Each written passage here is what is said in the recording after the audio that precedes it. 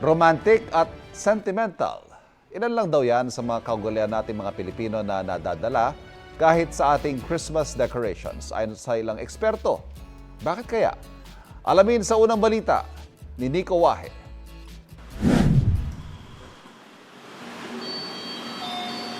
Ang lakas makasenti ng Christmas song na yan, ano?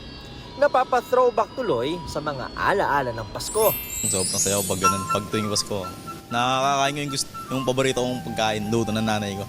Susurpresahin ka na ng mga magulang. Magkakasama sa isang lamesa, na magkakain lang tayo. Si Teacher Paulo sa sobrang pagkasenti, karamihan sa Christmas decors niya since 2008 pa.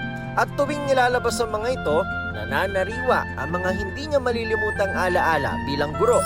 Yung sentimental value at saka yung happiness na nakukuha nakukuha ng mga bata, parang naibabalik ng mga decorations na to.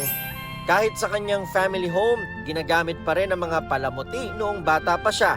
Siniset up pa rin namin kasi para manariwa yung saya. Kasi yun lang, yung kapaskuhan ang magbabalik sa amin ng mga magagandang alaala kasama ng nanay namin. Ayon sa isang sociologist, pwede raw tawaging ritual ang ganitong pag-uugali ng mga Pinoy na isa raw sa mga lahi na napaka-romantiko at sentimental.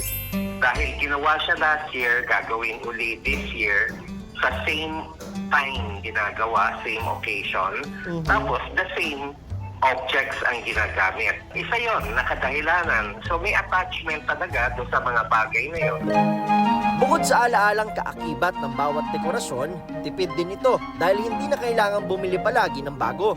Pero ano pa man ang dahilan, ang sigurado, nasa puso talaga ng mga Pinoy ang diwa ng Pasko. Ito ang unang balita, Nico Wahe para sa GMA Integrated News.